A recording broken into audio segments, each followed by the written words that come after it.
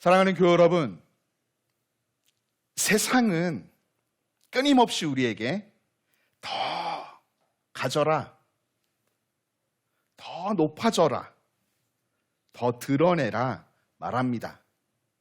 성공, 성취, 자기 주장으로 자신을 증명할 것을 요구하죠. SNS, 직장, 학교, 심지어 가정에서도 내 권리, 내 이익, 내 자존심이 먼저일 때가 너무나 많습니다. 이 같은 세상의 가치관 속에서 정신없이 살아오다 보니 신앙 공동체로 모인 우리들, 나도 모르게 불쑥 섬김보다 인정을, 공동체보다 자신의 유익을 앞세우게 될 때가 있습니다. 그때 성경은 우리에게 전혀 다른 길을 제시하죠. 더 가지기보다 비워라. 더 높아지기보다 낮아져라. 더 드러내기보다 섬겨라. 세상의 눈에 비움은 약자로 보이고 섬김은 패자로 여겨집니다. 사실 그래서 성경이 제시하는 이 길을 걸어가며 우리의 마음은요, 불편해요. 어렵습니다.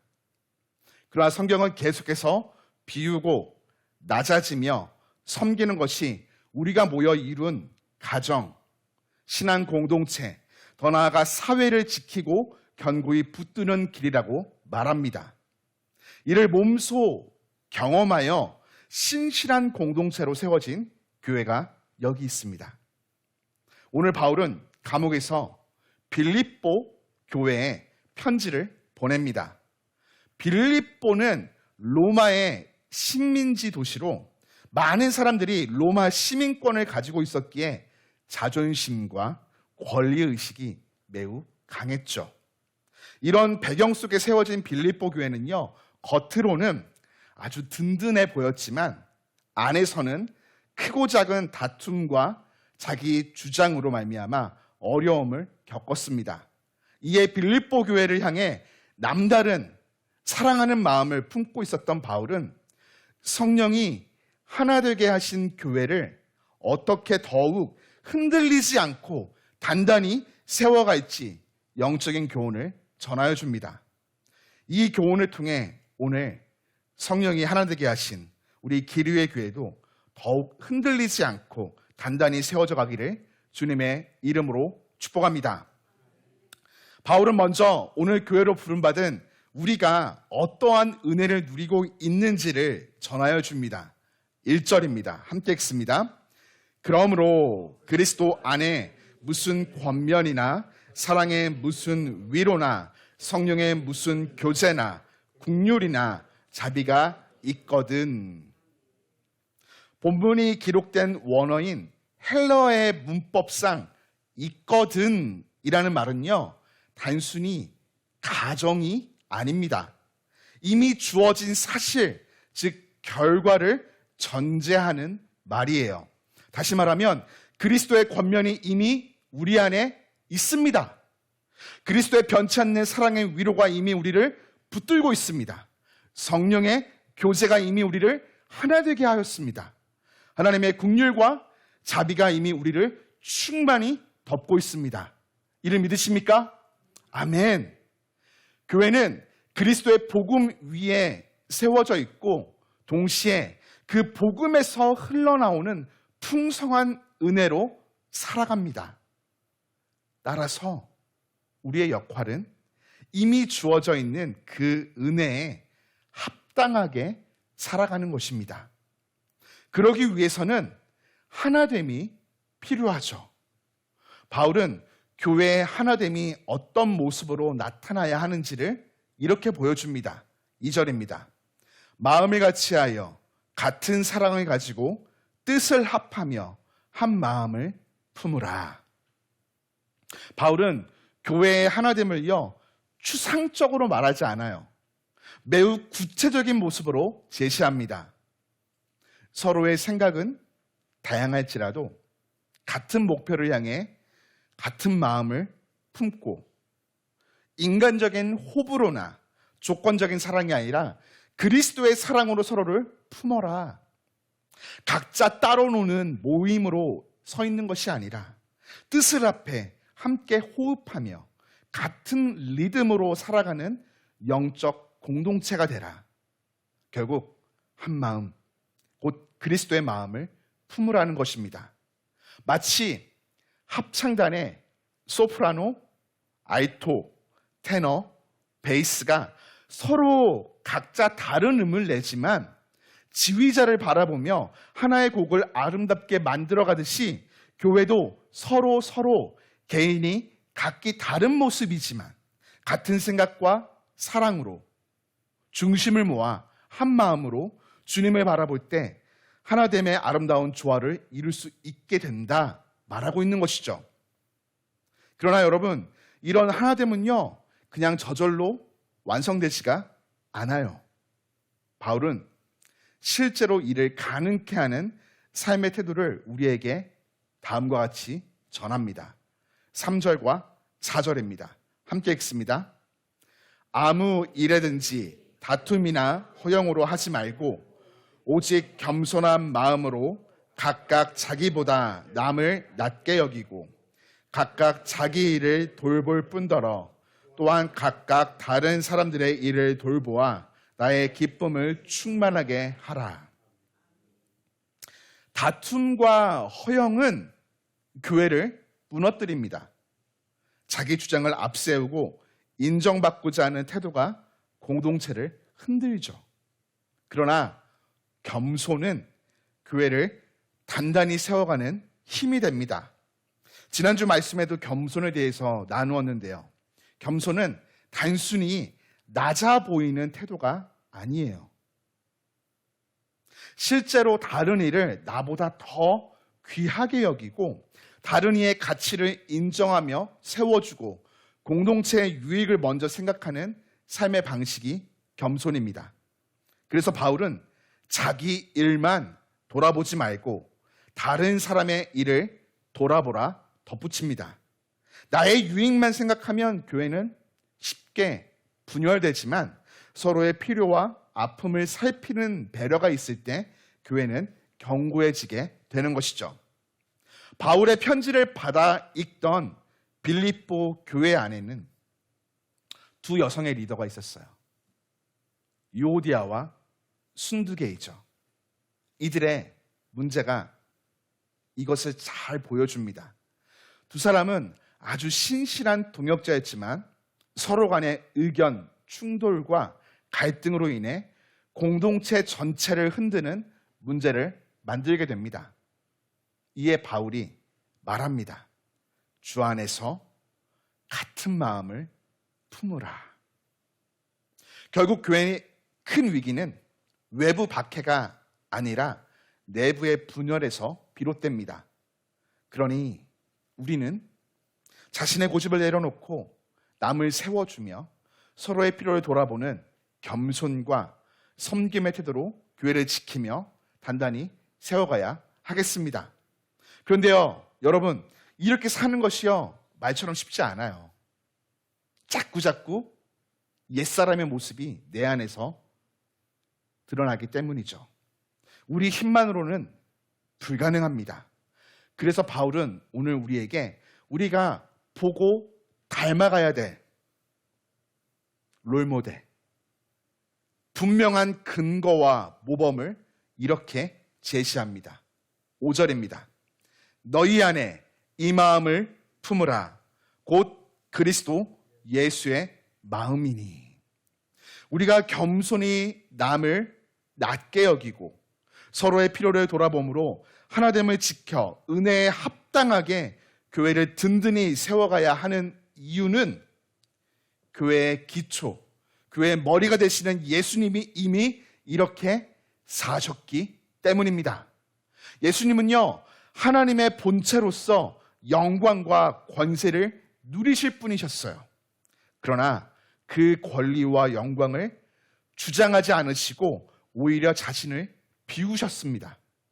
종의 형체를 취하시고 사람의 모양으로 낮아지셨으며 십자가 죽음까지 순종하셨죠.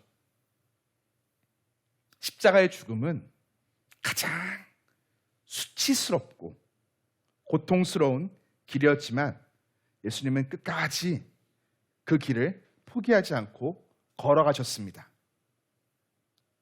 그리고 그 낮아지심은 결코 낮아짐으로 끝나는 것이 아니라 하나님 통하여서 지극히 높아짐으로 드러나게 됩니다.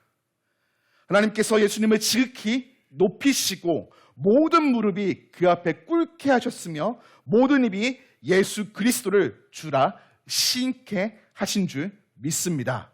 아멘. 예수님의 낮아지심과 높아지심은요, 우리의 구원을 위한 사건일 뿐만 아니라 성도가 이 땅에서 어떻게 살아가야 하는지, 성도들이 모여 이룬 교회가 어떠한 방향으로 나아가야 하는지를 보여주는 근거이자 모범이 됩니다. 낮아짐은 실패가 아니고 섬김은 패배가 아닙니다. 그것은 교회를 단단히 세우고 개인의 삶을 높여주시는 하나님이 제시하시는 길인 것이에요. 그렇다면 우리는 이제 물어야 합니다. 과연 우리는 어떻게 예수님의 이 마음을 닮아갈 수 있을까? 첫째, 내려놓음으로 길을 열어야 합니다. 교회를 무너뜨리는 것은 내가 옳다는 자기 고집, 자존심이죠. 그러나 예수님이 자신을 비우셨듯 우리도 그 자존심 내려놓을 때 교회는 마음을 같이 할 수 있는 길이 열립니다. 내려놓으면요, 손해, 실패, 패배가 아니라 서로의 마음을 이어주는 길이 됩니다. 공동체 안에서 다툼이 있을 때 자존심 내려놓고 먼저 미안합니다 라고 고백해 보십시오. 그 순간 막혀있던 길이 열릴 것입니다. 인정받고 싶은 마음이 내 안에 막 강렬하게 솟구쳐 올라올 때가 있어요.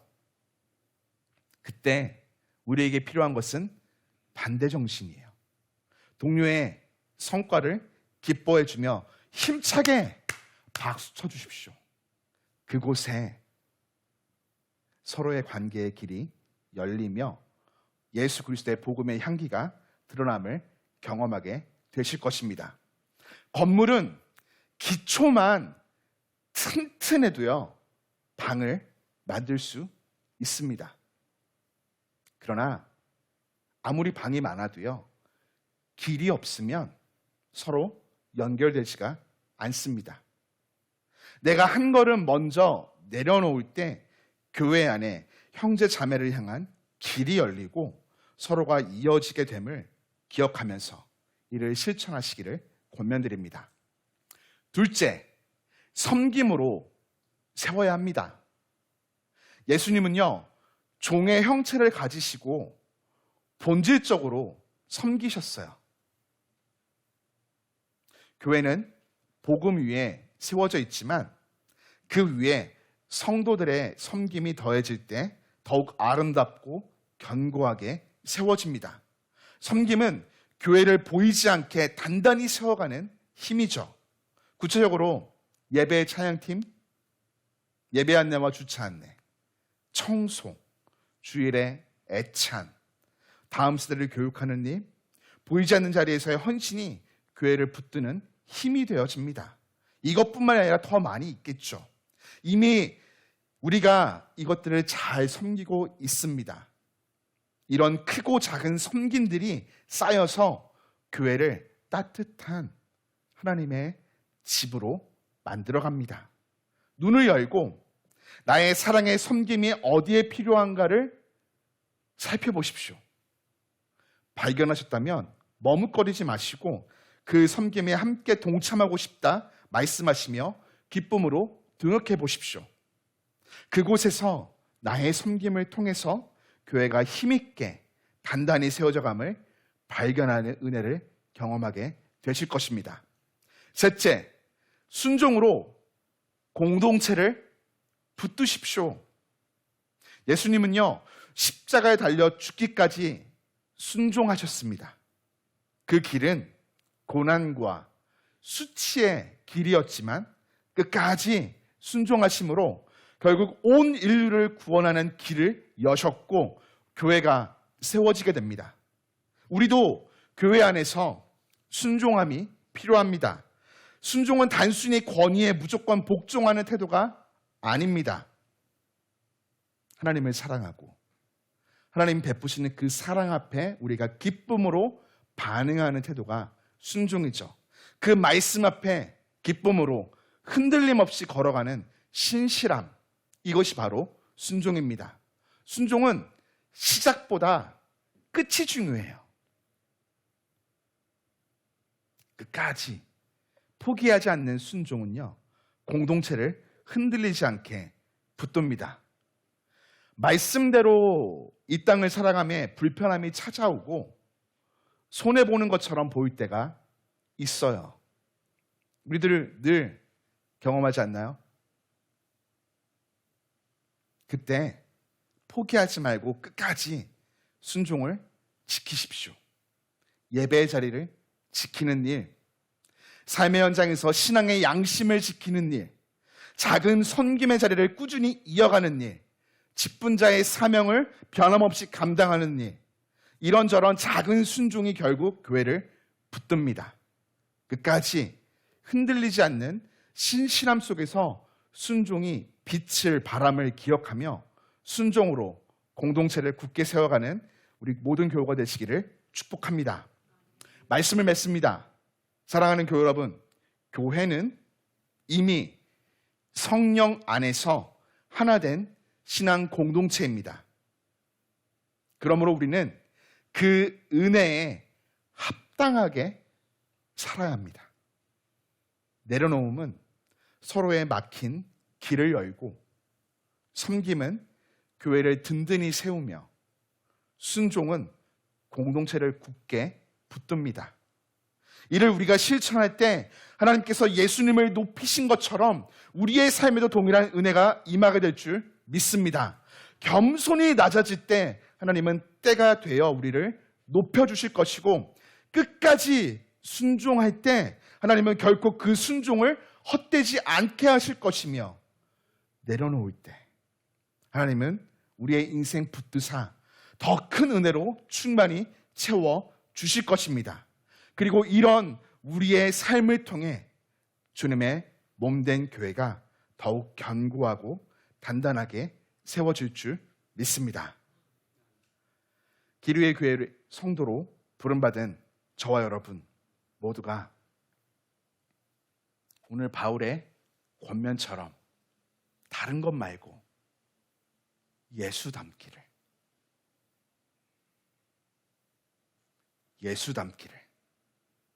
주님의 이름으로 축원합니다.